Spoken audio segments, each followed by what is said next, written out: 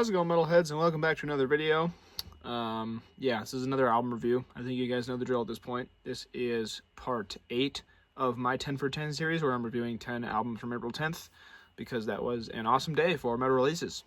So yeah, let's get into an interesting one here. I'm reviewing Dead to Rights by Metal Church. Let's just start with, I'm not the biggest Metal Church fan, I'll say that. I enjoy the first record, In the Dark, but beyond that, I haven't really gone too far into their discography at all. That being said, I was interested to hear this, wondering if Metal Church would fall into the list of older bands that fail to stay relevant nowadays. There's a lot of bands who have released, kind of material in the most recent years. But with that being said, I feel very differently. It won't rival any of the classic albums that I mentioned, but it's a surprisingly solid and consistently entertaining album that sounds like the Metal Church we all know and love. I heard the opener Brainwash Game when it first came out as a single, and I didn't care for it much, but upon hearing it with the rest of the album, along with all the other songs, I found it much more interesting as a song. It's thrashy with great riffage, and some of the vocals remind me of the Mike Howe days, even though Brian Allen is closer to David Way in delivery, but the fact that they found somebody who sounds like both of the classic singers from Metal Church is pretty cool.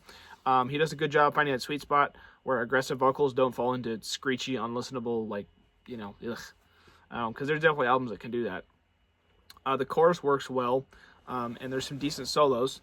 The title track is a cool song with Alan laying down manic vocals over delicious riffs that keep you headbanging along with the song. The chorus is pure 80s Metal Church, and this one could have been a bonus track on The Dark, which is a good thing indeed, because The Dark is my favorite Metal Church album, for sure. Deep Cover Shakedown, that song keeps the momentum going with more riffs and a rather memorable chorus. The guitar phrasing over the chorus is especially effective. As Dead to Rights rolls along, Metal Church sounded they're in a better place, with the writing tighter and much more interesting than last time. They revive their awesome style of fusing hard rock elements into metal on Feet to the Fire, and it works really well. They throw in a prog section at the middle of the hard edge tune, The Show, and that too keeps adding to this album's awesome list of cool elements that they just decided to throw in here for fun. The No Memory is a badass song with an energy to it, and it's one of my favorites on the album for sure. Even songs like FAFO are solid. It's a rudimentary thrasher with more riffs than writing to it, but it really isn't bad.